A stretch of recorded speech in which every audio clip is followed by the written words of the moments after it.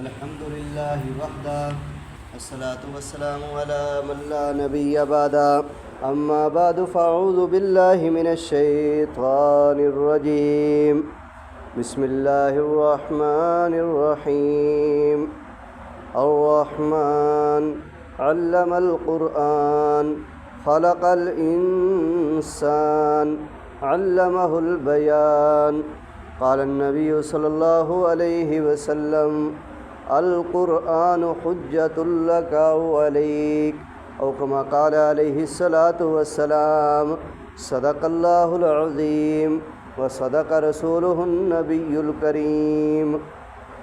درود پاک پڑھیں. اللهم صل على محمد وعلى آل محمد كما صليت على إبراهيم وعلى آل إبراهيم إنك حميد مجيد.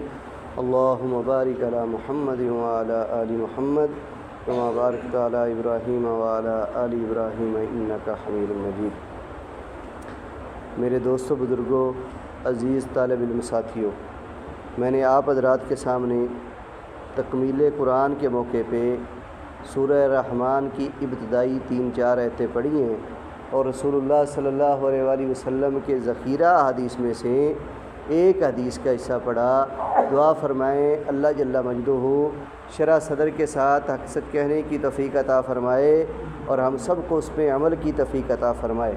اللہ رب العزت نے انسان کو بنایا اور انسان کے لیے اللہ سبحانہ و تعالیٰ نے کائنات کو بنایا.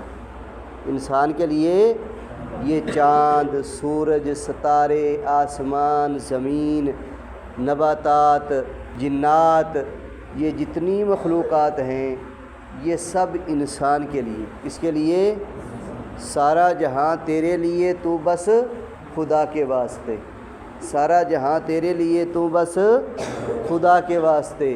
اللہ سبحانہ و تعالیٰ نے ساری چیزوں کو ہمارے تابع کر دیا. ساری چیزوں کو، چاند کو بنایا، سورج کو بنایا، ستاروں کو بنایا، 7 آسمان بنائے، 7 زمینیں بنائیں، دریا بنائے، نہریں بنائیں، ندیاں بنائیں، سمندر بنائے. اللہ سبحانہ و تعالیٰ نے درندے، پرندے، چرندے، ہر طرح کی مخلوقات بنانے کے بعد اس کی چدراہٹ کا جو تاج تھا، اس کی سرداری کا جو تاج تھا، وہ اللہ سبحانہ و تعالیٰ نے حضرت انسان کے سر پہ سجا دیا. کس کے سر پہ سجایا جی؟ انسان کے سر پہ سجا دیا. انسان کو ان سب کا بادشاہ بنا دیا اور فرمایا کہ اے میرے بندے وما خلقت الجن والانس الا لیعبدون، میں اللہ نے جنوں انس کو اپنی عبادت کے لیے پیدا فرمایا. کس لیے پیدا فرمایا جی؟ اپنی عبادت کے لیے. اللہ سبحانہ و تعالیٰ نے ہمیں کس کے لیے پیدا فرمایا؟ اپنی عبادت کے لیے. اور عبادت کے 4 شعبے ہیں. کتنے ہیں؟ نمبر 1 عقائد اہل سنت والجماعت کے تابع ہوں. عقائد اہل سنت والجماعت کے تابع ہوں. اور نمبر 2 عبادات. نمبر 3 اخلاقیات. نمبر 4 معاملات. معاشرت اور معیشت بھی اس میں آتی ہے. یہ 4 شعبوں میں اللہ سبحانہ و تعالیٰ چاہتا ہے کہ میرے بندے میرے حکم مان کے ان میں پورا اتر کے میرے پاس آ جائیں. بات سمجھا رہی ہے؟ میں نے آپ کو بات سمجھانی ہے، یاد کرانی ہے کہ یہ 4 شعبے ہیں. کیا ہیں؟ ان پہ ہم نے عمل کرنا ہے. ہمیں پیدا کس لیے فرمایا؟ کہ میری عبادت کرو. پیدا کس لیے فرمایا؟ کہ عقائد اہل سنت والجماعت کے ہوں. پیدا کس لیے فرمایا؟ کہ ان کے معاملات جو میں نے بتائے، میرے نبی نے کر کے دکھائے، اس کے کی معاشرت اور معیشت میرے نبی کے تابع. اور آئیڈیل کے طور پہ ہمیں حضور صلی اللہ رب العزت آپ تو پوشیدہ رہے اور آئیڈیل کے طور پہ اس نے آخری نبی، امام الانبیاء، خاتم النبیین، وجہ کائنات جناب حضرت محمد مصطفیٰ احمد مجتبیٰ ہمیں عطا فرما دیے. آخری نبی ہمیں عطا فرمائے. اور وہ نبی وہ نبی کہ جس کے بارے میں یہ ہے کہ بعد خدا بزرگ تو ہی بس قصہ مختصر۔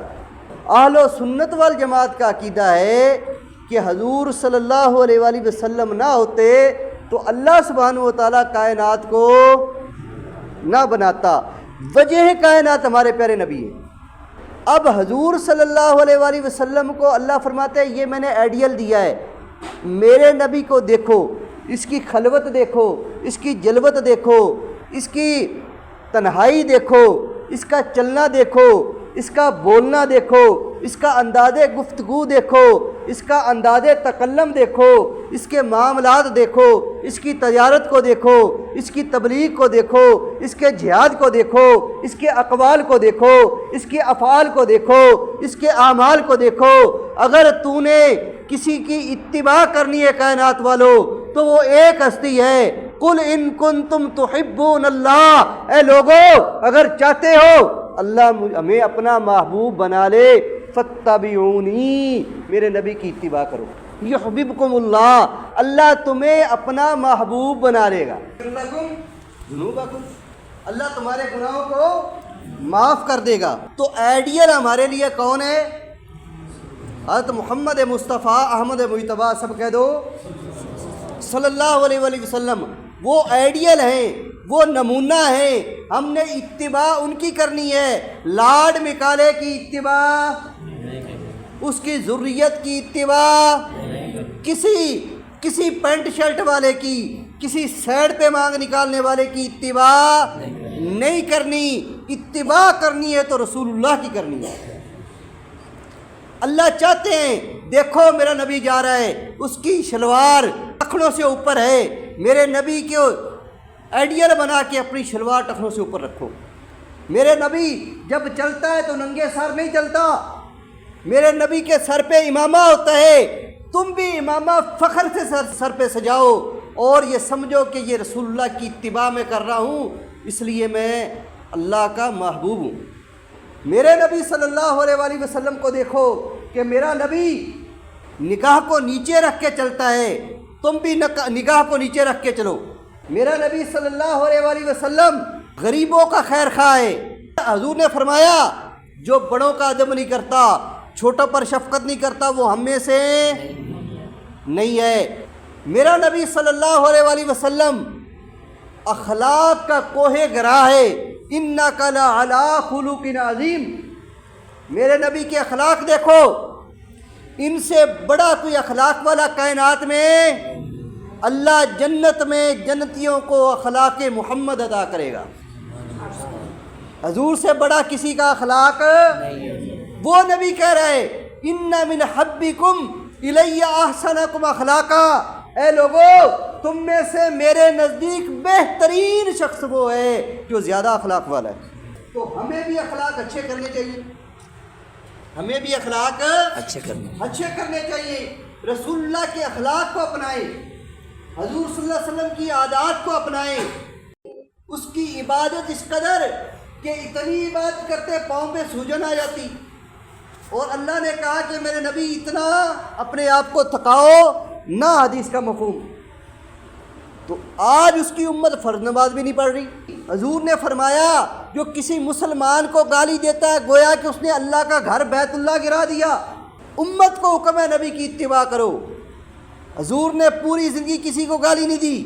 اللہ کہتا ہے میرے نبی کی اتباع کرو، ایک ایک چیز پہ رسول اللہ کی اتباع ہے، اس کے علاوہ کوئی دوسرا کامیابی کا رستہ ہے ہی نہیں۔ اور یہ ختم نبوت کا فیضان ہے۔ ختم نبوت کا یہ مطلب نہیں نبوت ختم اور معاملات ختم ہو گئے، نہیں، ختم نبوت کا معنی یہ ہے تکمیل نبوت، یعنی کہ قیامت کی صبح تک جو اللہ کے خزانوں میں کمالات تھے، انوارات تھے، اللہ کے خزانے میں جتنی بھلائیاں تھیں، جتنی برکات تھیں، جتنے جوہر تھے، وہ سارے کے سارے اللہ نے رسول اللہ کے دامن میں ڈال دیے۔ اب کوئی کمال ایسا بچا نہیں اللہ کے خزانے میں جو باقی رہ گیا ہو۔ حضور پہ انتہا ہو گئی، حضور پہ انتہا ہو گئی۔ اب قیامت کی صبح تک جتنے مسائل آئیں گے جتنی پریشانیاں ہوں گی، جتنے معاملات آئیں گے، ان سب کا حل اللہ نے رسول اللہ کی شریعت میں رکھ دیا۔ اب کائنات میں ایسا کوئی مسئلہ بچا نہیں جس کا حل رسول اللہ کی شریعت میں نہ ہو، اس لیے یہ تکمیل نبوت ہے۔ اب نبوت کا فیضان قیامت کی صبح تک ٹھٹھا مارتے جائے سمندر ہے، اور حضور نے فرمایا کہ میں آخری نبی ہوں، انا خاتم النبیین، میں آخری نبی ہوں، میرے بعد کوئی نبی نہیں، لا نبی بعدی، اور آپ آخری امت ہے، آپ کے بعد کوئی امت نہیں۔ یہ بہت بڑا اعزاز ہے۔ یہ کیا ہے؟ بہت بڑا اعزاز۔ تو اس لیے عزیز طلباء، معزز سامعین، ہمیں رسول اللہ صلی اللہ علیہ وآلہ وسلم کی سنت کے بغیر کوئی دوسرا کامیابی کا رستہ بچا ہی نہیں۔ حسینہ جمیلہ دا منہ موڑ دیتا، محمد بنا رب قلم توڑ دیتا۔ ایسا نبی عطا کیا، ایسا نبی عطا کیا کہ وہ جو ہاں کہے تو اللہ حلال کر دے، جو نہیں کہے تو اللہ حرام کر دے۔ جنہوں نے حسن یوسفی کو دیکھا انہوں نے پورے کاٹے، ایمان نہیں لائی۔ امی عائشہ فرماتی ہے جنہوں نے میرے نبی کو دیکھا وہ پورے کٹ گئے اور ایمان بھی لے آئے، پہلے ایمان لائے بعد میں گردنیں کٹا دی۔ جنہوں نے موسیٰ علیہ السلام پر ایمان لایا انہوں نے کہا فرعون سے آپ لڑے موسیٰ اور آپ کا رب لڑے، اور جب رسول اللہ صلی اللہ علیہ وسلم نے اپنے جانصاروں سے مشورہ کیا تو انہوں نے کہا غلامان محمد جان دینے سے نہیں ڈرتے، یہ سر کٹ جائے یا رہ جائے کچھ پرواہ نہیں کرتے۔ تو یہ رسول اللہ صلی اللہ علیہ وسلم اللہ کے خزانے میں ایک ہی تھے۔ کیا تھے؟ ایک ہی تھے، اور ہے ہی نہیں، اور ہے ہی نہیں۔ یہ محبوب رب العالمین ہے، یہ حبیب اللہ ہے۔ موسیٰ آپے منگے انہوں رب سہی سدے اندے رتبے اچے۔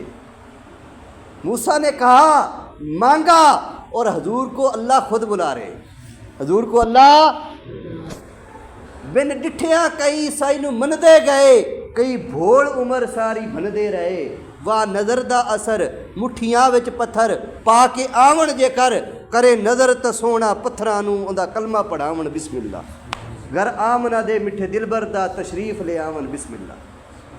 تو رسول اللہ صلی اللہ علیہ وآلہ وسلم کی شریعت کے بغیر بیٹا کوئی چارہ نہیں ہے، کوئی چارہ دوسرا رستہ نہیں ہے۔ اس لیے رسول اللہ کی غلامی میں ہی دنیا اور آخرت کی بھلائیاں پوشیدہ ہیں، دنیا اور آخرت کی بھلائیاں پوشیدہ ہیں۔ اب حضور پہ اللہ نے جو قرآن اتارا، حضور پہ اللہ نے جو قرآن اتارا، اب میں نے تمہیدن کہا تھا کہ اللہ نے کس لیے پیدا کیا؟ بولو، عبادت کے لیے۔ کس لیے؟ کس لیے؟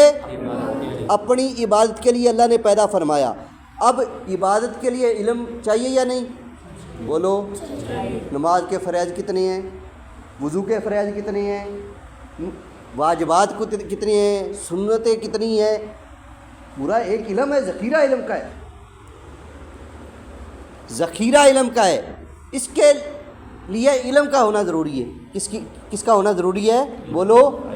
اچھا، علم کون سا ہے؟ اے بی سی اور اس کے ٹنس، بیالوجی، یہ علم ہے،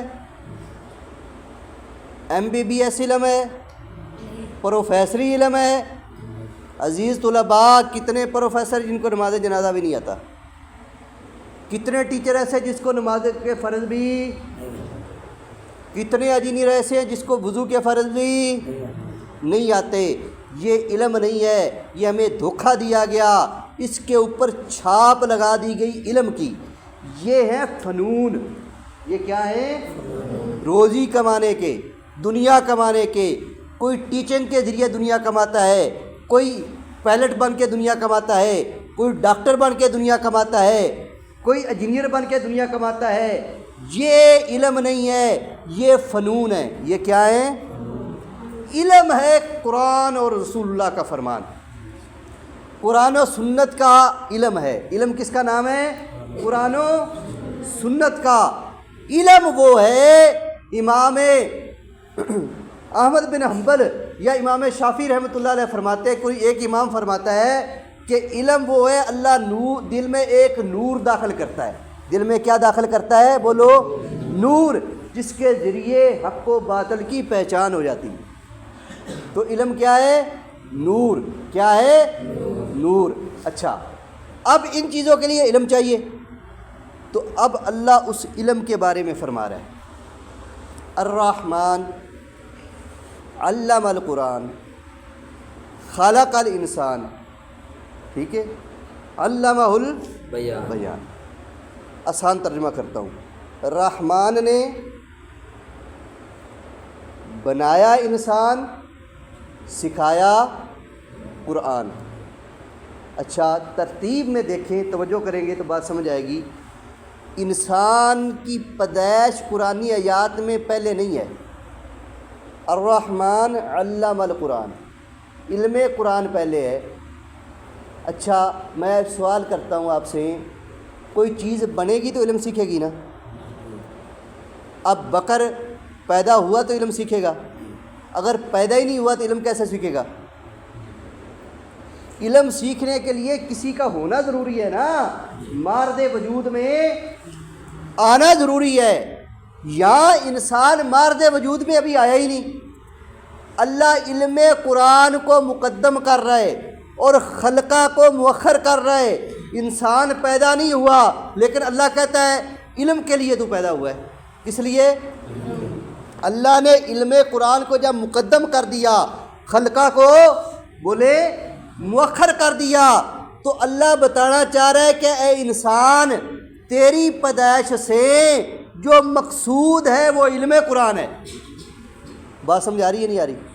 شاید اوپر سے گزر رہی ہے کہ تو جو پیدا ہو رہا ہے نا، تیری پیدائش سے تجھے پیدا ہی قرآن سیکھنے کے لیے کیا ہے، اور تو بنا ہی، تجھے اللہ نے بنایا ہے میرا قرآن سیکھ، میں تیرا رب ہوں، میری زبان سیکھ کے آ، تجھے پتہ ہو کہ میں تجھ سے کیا مطالبات کر رہا ہوں۔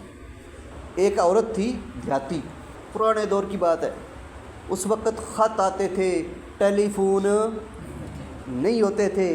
اس نے اس دور میں اپنے بچے کو بڑھایا، وہ پڑھ کے باہر چلا گیا، اب وہ جھوپڑی میں رہتی، غربت کا زمانہ، بچہ ماں کا فرما بردار۔ اس نے وہاں جا کے چیک بھیجے خط کے ذریعے نا، کہ میری ماں تو غربت میں ہے نا، یہ چیک میں پیسے جائیں گے، ماں عیش عشرت کی زندگی گزارے گی، اچھا مکان بنا لے گی اور بہترین اس کی زندگی ہوگی۔ اب کیا کیا کہ ماں کے پاس خط آئے، ماں کے پاس کیا آئے؟ خط آئے، اس میں چیک ہو